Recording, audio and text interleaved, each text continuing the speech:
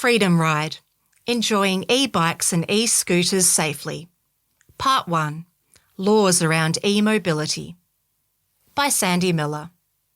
The laws around e-bikes and e-scooters are coming under scrutiny, triggered by a series of accidents across the country that have left over 50 people dead and many more injured and without recourse to third-party insurance. As a result, police in New South Wales and Queensland are cracking down on illegally ridden overpowered e-bikes. In March, more than 170 e-bike riders were fined, some having their bikes seized. In Western Australia, some overpowered e-bikes have been crushed in an effort to keep the illegal e-bikes off the road. Victoria's e-bike regulation has been lagging behind the EV industry and the public's appetite for motor-assisted active transport. E-bikes and e-scooters have many benefits, such as improving accessibility, which is especially important in hilly areas, such as Manningham and Nillumbik. However, the laws that are in place are being flouted by an increased number of riders who are purchasing or building what are in essence e-motos, described by e-bike builder and retailer Rebecca Lee as high-powered, throttle-driven weapons. John Duncan, Chief Operating Officer at road safety charity Brake Driver Awareness Australia, says the rapid adoption of e-bikes and e-scooters has outpaced education, leaving young riders exposed to serious risk. Devices like e-scooters can be a young person's first experience travelling at speed in shared traffic. While the technology and availability have arrived quickly, the education hasn't, and that gap is costing young people their safety and, in some cases, their lives. Australian society has made huge strides in recognising the causes of serious road incidents, such as driving under the influence or using a mobile phone while driving. But those same risks apply to e-scooters, where riding intoxicated, without a helmet, or at night can be just as dangerous, but are not taken as seriously. Said John. Ms. Lee of Rev Bikes agrees that much of the issue stems from putting overpowered e-bikes and scooters into the hands of children. Anyone's allowed to ride a bicycle, and they should also be able to be assisted because there are a lot of benefits for kids riding, and it helps them to keep up with their parents. However, she says, the law says e-bikes should have motors of no more than 250 watts. But with more powerful, overpowered motors, easy to buy online, it is easy to purchase an overpowered kit. While it is not illegal to own an overpowered bike, it is illegal to ride them on public roads and paths. It is down to the customer to understand the law. But Ms. Lee says many of the issues she comes across when dealing with questions from customers about overpowered e-bikes comes from a lack of understanding of what is legal. I had a parent bringing his kid into the store saying he wants to get a conversion kit because all his friends have one. He wants 1,500 watts because his mates have that. They were only 11 years old. She says the recent coverage in mainstream media is compounding the issue. There's a lot of coverage about it in the media, but the parents are still ignorant because they still don't seem to know what the difference between an e-bike and an overpowered weapon is. There are a lot of sellers, cowboys, building these in their garage and selling them on Marketplace or Gumtree. And there are online sellers from China. People are importing them, which you're not supposed to be able to do. You're not supposed to send lithium batteries by air. What is the law?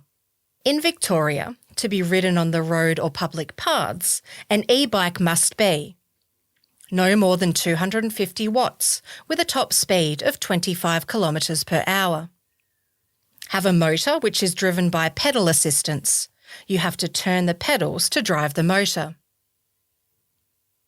A throttle-assisted e-bike can have a maximum power output of 200 watts and provide motor assistance through a hand-operated throttle, allowing for operation without pedalling, similar to what Australia Post uses.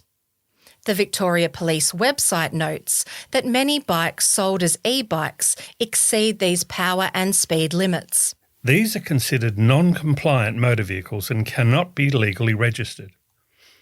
You can only ride these types of bikes on private property. If you ride these bikes on public roads or footpaths, you can be fined for operating an unregistered vehicle. It is only possible to register a vehicle that is on the Department of Transport's list of approved motorcycles, and they are generally equivalent to a minimum 660 cc's and include a range of features such as rear mirrors, ADR-compliant headlights, low and high beam, tail lights, brake lights, and amber front and rear indicators, braking systems certified to meet specific Australian standards, tyres suitable for road use, compliant horn, and must have a Vehicle Identification Number, VIN, that meets Australian requirements. Compliant e-bikes are governed by the road rules for conventional bicycles. Any electric bike that exceeds the legal power output over 250 watts, or where the motor continues once the speed reaches 25 kilometres per hour, is classified as a motor vehicle. E-bikes with the following modifications are illegal to ride on public roads and areas as a bicycle: toggle switches to override the power and wattage limits, a motor that continues to provide power after reaching 25 kilometres per hour. Motors have a combined continuous rated power output greater than 250 watts. No functional pedals. Fitted with an internal combustion engine. Any non-compliant vehicle falls between the definition of an e-bike and a motorbike, so cannot legally be ridden on public roads or paths as an e-bike and cannot be registered as a motorbike. A legal e-scooter is defined as a vehicle that is designed for use by one person, has a maximum speed of 25 kilometres per hour when ridden on level ground, transports a person while the person is standing or seated, has two wheels, one in front of the other, has a footboard between the front and rear wheels, is steered by a handlebar, does not weigh more than 45 kilograms, is propelled by a motor or by the person pushing one foot against the ground. An e-scooter that falls outside the scope of this definition is also considered an unregistered motor vehicle and is liable to penalties. Fines for overpowered e-bikes. An e-bike that exceeds the power and speed limits could be considered a motor vehicle. You could be fined for driving an unregistered motor vehicle and driving without a valid licence. Is education the key? Mr. Duncan says e-bike accidents are now the most common among teenagers aged 15 to 18, highlighting how older adolescents are navigating increasingly powerful devices without the experience or awareness to ride safely.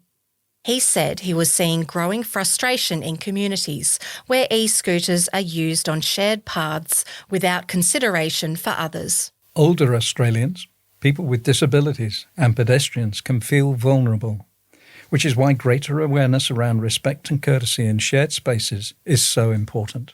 He said, to help address the growing issue, Brake Driver Awareness Australia has developed Australia's first national school-based e-mobility education program, designed to teach students aged 11 to 15 how to ride safely, recognise hazards, and understand the risks of speed, night riding, and intoxication. The program has already reached more than 90,000 students and is now expanding nationally. During adolescence, the part of the brain that seeks reward develops faster than the part responsible for impulse control, making speed and peer approval especially thrilling in the moment. Our program helps students pause, think, and make choices that protect themselves and others. Road safety shouldn't be something young people learn through tragedy. With the right support, this program could reach every secondary school in Australia and help students build safer habits on the road.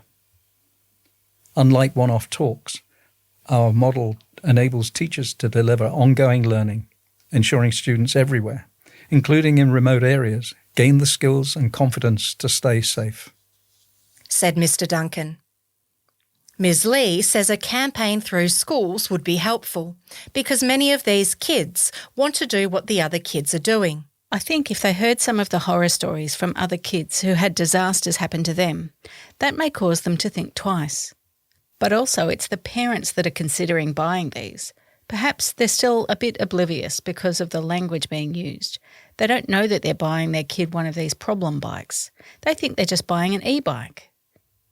If your kid thinks they need a full-face helmet, then it's probably going faster than a bicycle could or should. Break urges schools, teachers, parents, councils and corporate partners to support its programs and help expand access to road safety education, especially in regional communities. As e-mobility and independent travel become part of everyday life for young Australians, the goal is to equip every student with practical road safety skills before tragedy occurs. Visit break.org.au to learn more about its e-mobility road safety programs. Visit revbikes.com to explore safe, legal, custom e-bike options for you and your family. This story was read by Rebecca Rose, Adrian Rice, Sandy Miller and David Tynan.